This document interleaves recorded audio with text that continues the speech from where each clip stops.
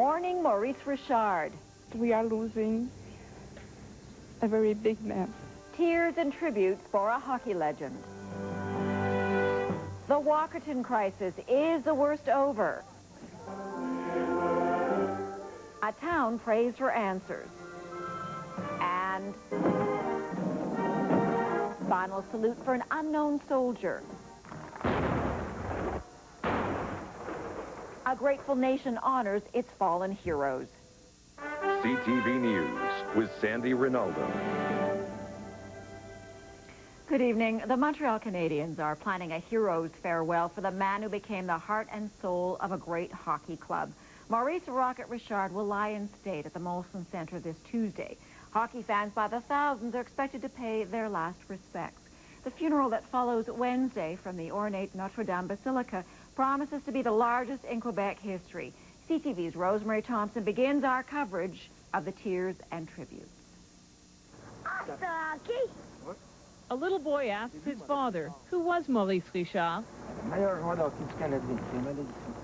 He was the best hockey player ever, his father says. The boy places his hand into the bronze handprint of a legend. The Rocket is a hero to Quebecers, a humble, quiet man to his own son. If you knew my father well, my father was someone very simple. He didn't like extravagancy. So we're trying to do it the way he would have liked it. On Tuesday, Richard will lie in state at Center Ice at the Molson Centre. The public is invited to pay their respects. A fitting tribute, according to the Pocket Rocket. And I followed him. You know, he was my hero. I followed him till I was 19, till I played with him. The brothers won a Stanley Cup together. The victory parades always took place on St. Catherine Street, the same street the funeral cortege will follow on Wednesday. Richard's legend grows even in death. My first thing said, well, you had to do it on a Saturday night, where around 5:30, usually you're in the room, you're getting dressed for a big game. Maurice, I don't think he does something very little. It's got to be everything is big. Montreal's love affair with Richard transcends all others. Was nothing more fascinating I ever seen in the sport than to see Maurice Richard between the blue line and the goals. The determination, the desire to win was an inspiration for everybody. So inspirational that Quebec will honor Richard with a state funeral. On Wednesday, the funeral cortege will follow the Stanley Cup parade route down St. Catherine Street and into Old Montreal to Notre Dame Basilica for a ceremony the family insists will be as simple and great as the Rocket himself. Rosemary Thompson, CTV News, Montreal. I'm Geneviève Beauchemin. In the province where hockey is a religion, the faithful feel they've lost a god. They pay tribute to their hero at his home in East End, Montreal. On the front steps, they offer their prayers. He was the best ambassador of hockey in Canada. And that we are losing a very big man. As fans leave flowers, family members gather the bouquets. Then more pile up. The fabulous Maurice "Rocket" Richard. To many, Maurice Richard is larger than life. His feats on the ice have inspired many a hockey star, including players battling for the Stanley Cup. For me, it was an ambassador. He was one of the best hockey players in the world. But even those who have never laced up a pair of skates worship him for his will to win. You know, when he won, the people won. When he lost, they lost. Fans from all walks of life, no matter what the language, gather at makeshift shrines. My kids and I decided to do a little something for him. I think the words say it. He's the greatest hockey player in the world that existed. Many here trade stories about meeting the Rocket, boast about getting his autograph. Some have come from far away to say goodbye. Parents vow to tell their children about their idol, so that his legend lives on. And so that they know about the man who meant so much to so many. Sandy? Genevieve, a state funeral is planned for Wednesday. Given the outpouring of sympathy, how many people are they expecting will attend? They expect Notre Dame Basilica to be overflowing. In fact, they want to set up a giant screen outside so that those who can't find room inside will still be able to follow the funeral. They expect politicians, fans, and hockey stars from all over will want to bid Maurice Richard farewell. Okay, Genevieve, thank you. Good night, Sandy. The worst E. coli outbreak in Canadian history appears to be easing its grip on the town of Walkerton, Ontario. Health officials say that while some victims remain in critical condition, the number of new cases is decreasing. And of course, the question of blame continues to swirl. Tonight, the Ontario government admitted it knew there was a problem with the town's water supply months before the microscopic killer began claiming its victims. CTV's Peter Murphy reports. The people of Walkerton came together to pray for the sick and the dead. They sought comfort for their grief, relief for their pain, and understanding of the tragedy that's left hundreds sick and 5 dead. There's so much pain associated with what is happening that you know we need to stick together. While churchgoers hope their prayers would be answered, their questions have not been. Why wouldn't they have just told us the first day they got suspicion? At St. Thomas Anglican Church, Reverend Suzanne Hollins prayed that Walkerton's water would be cleansed, and she asked the congregation to pray for Stan Cable, the manager of the town's water system, who knew it was contaminated but didn't tell anyone. Cable's sister, who lives in this farm and didn't want to be interviewed, said her brother is extremely distraught and is not sure he'll ever be able to live in Walkerton. People who know him are concerned. If they can't find him, I hope he doesn't shoot himself or something. On this day of rest and reflection, residents tried to bring some normalcy into their lives, busying themselves with weekend chores. But it was difficult. The town was unusually quiet, as many have left for the weekend to escape the oppressive tension. At the hospital, the number of new cases of E. coli infection is slowly decreasing. The acting CEO of the hospital said there is now clear evidence the worst of the crisis is over. We are starting to see a drop in the number of patients we have coming into our emergency department. We are still seeing some new cases. We do expect that we will continue to see new cases probably until about Friday. Prime Minister Chrétien offered his condolences for the solidarity and the courage that they have demonstrated. It is an incident that is extremely regrettable. Tonight, Ontario's Ministry of the Environment said it knew Walkerton's water was contaminated earlier in the year, but it insisted it had assurances from the town's Public Utilities Commission that all the proper precautions were being taken and that Walkerton's water was safe. Sandy? And Peter, what about now? Is anyone saying when the drinking water will be safe? Some people are saying in the next few days, in another week and a half. Nobody really knows. Not until they find the source of the contamination and they've solved the problem will anybody be drinking this town's water. Okay, tomorrow, at the beginning of a work week, can we expect it to be business as usual in Walkerton? It will not be business as usual here, and not until they find the source of the problem. 5 schools are going to be closed. Businesses are going to be closed. People are still living in fear and agony. Okay, Peter, thank you very much. You're welcome, Sandy. To news of another funeral now, one that gave Canadians a sense of closure long denied. It happened in Ottawa today as thousands watched an unnamed veteran of the First World War laid to rest at the tomb of the unknown soldier. The ceremony was held to honor the 27,000 Canadians who occupy unmarked war graves in Europe. CTV's Joy Malvin reports. With full military honors, it's the welcome home this soldier never had. A 21-gun salute to a soldier, an unknown soldier who fell more than 80 years ago on the bloody battlefields of France.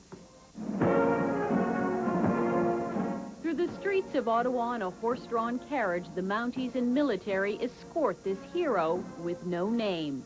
Followed by hundreds of veterans, silence gives way to spontaneous applause. Canadians young and old grateful for a soldier's supreme sacrifice. I know every time I'll go by this, I'll really think of the unknown soldier down below. And think of the thousands who never returned. He represented all of the fellows who were dead over there. If it was a known soldier, it would not be as good. But unknown, you can all relate to him. The word unknown is going to mean a lot to children who don't understand war, because they're asking me, why is he unknown? I said, that's the hell of it. That's the horror of war. The horror of war. The sacrifice of all Canada's soldiers is what the Prime Minister and Governor General say this unknown warrior represents. He is a symbol of all sacrifice. He is every soldier in all our wars. Now the soldier who fought with honor is in a place of honor.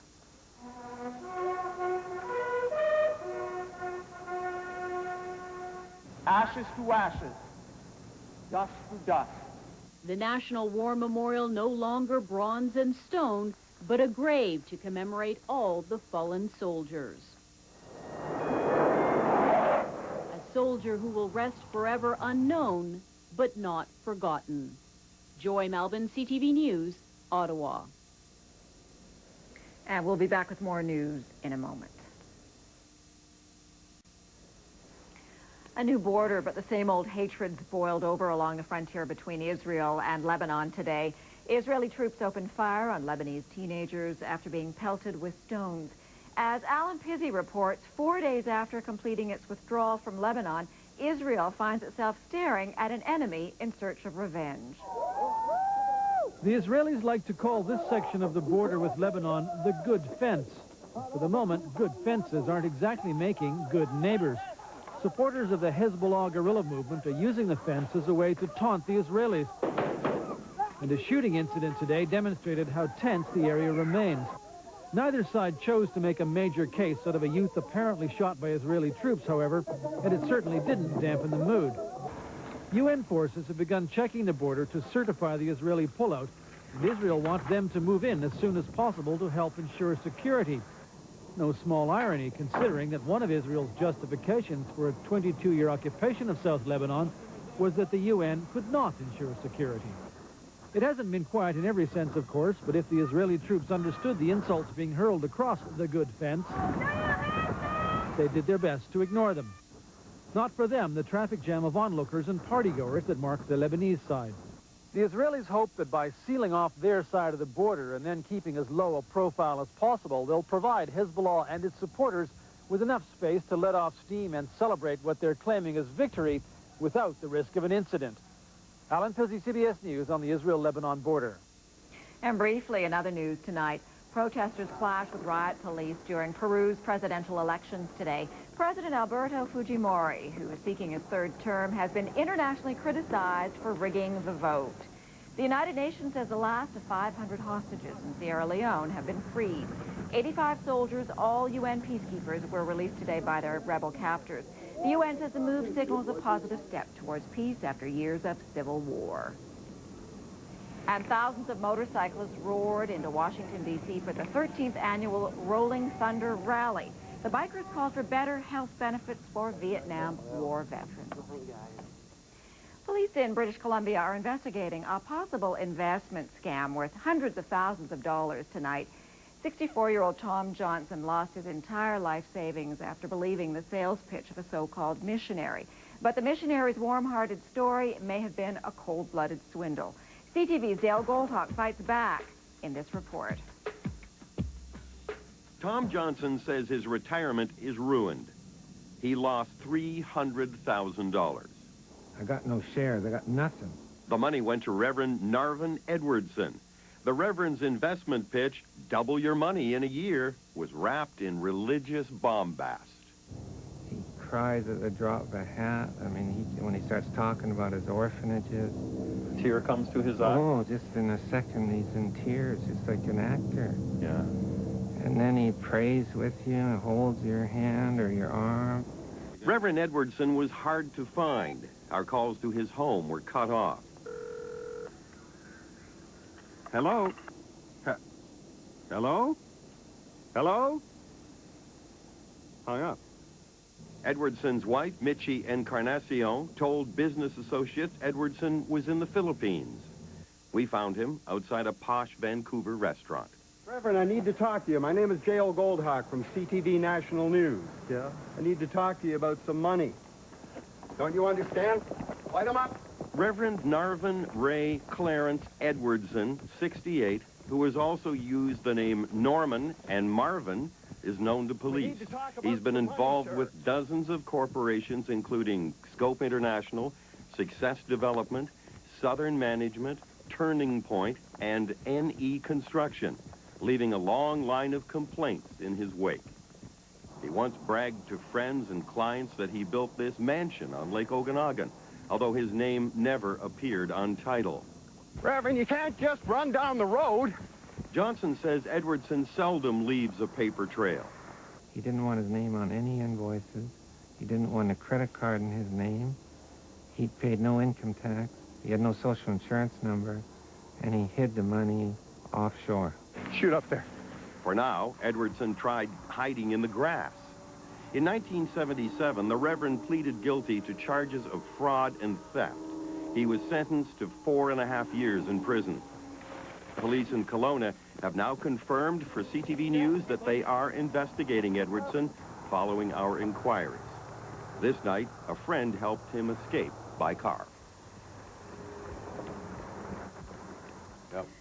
So, Dale, since the police investigation began, have you had any further contact with the Reverend? Since our marathon with the Reverend of only a few nights ago, I've had a number of cell phone conversations with him. The Reverend says he's going to begin to start paying back some of the money to Tom Johnson. But what about all the money? That's $300,000. I don't know about all of the money. We're going to watch it, and if all of the money does not come back, perhaps we'll meet the Reverend at another restaurant at another time. Okay, Dale. Thank you. Thanks, Sandy. Still ahead tonight, hitting the e-commerce bullseye. How college students are turning the World Wide Web into their personal jackpots, even before they graduate. That's coming up on CTV News.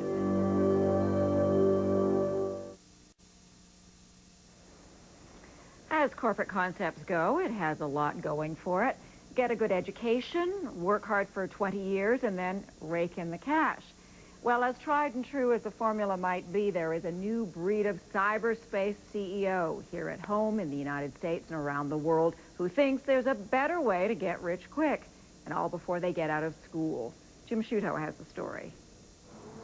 With graduation just a week and a half away, Harvard senior Jeff Cook finally has some time to relax. But he's spending most of it doing something graduates usually have to wait years to do. He's chief executive of his own company, CyberEdit.com, an online firm that edits term papers and resumes and brings in $70,000 a month. I can basically do just as well running it out of my dorm room as I can running it out of an office, and probably even better. That's because Cook's room, like those at many other colleges, has everything an aspiring internet mogul could need. A computer, a high-speed internet connection, and access to all of the university's academic resources. It's become a recipe for success for students across the country.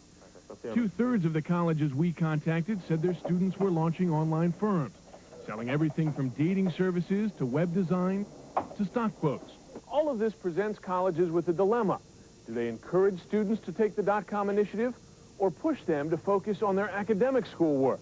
Most of the colleges contacted by ABC News restrict or even ban campus startups, but some are beginning to embrace them.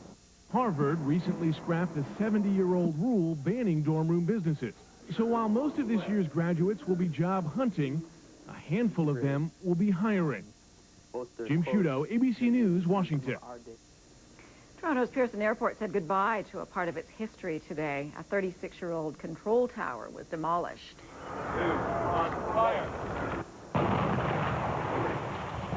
It took only seconds to reduce the tower to rubble. It was blown up to make room for a new, ultra-modern tower. It's all part of a $4 billion redevelopment at Pearson Airport. And we will be back in a moment.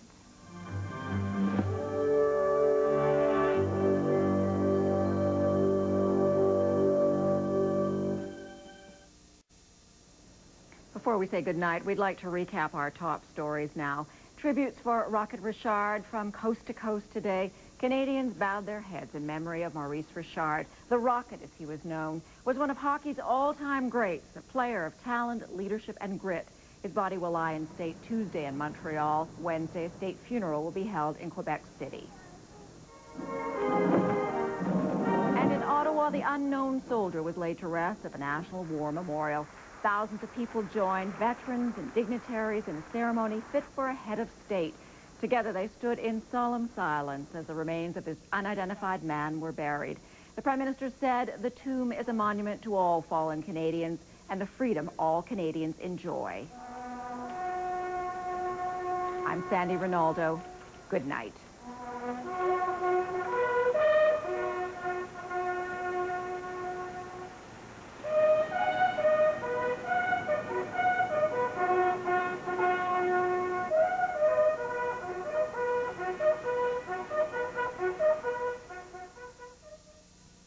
CTV News, Canada's most watched newscast.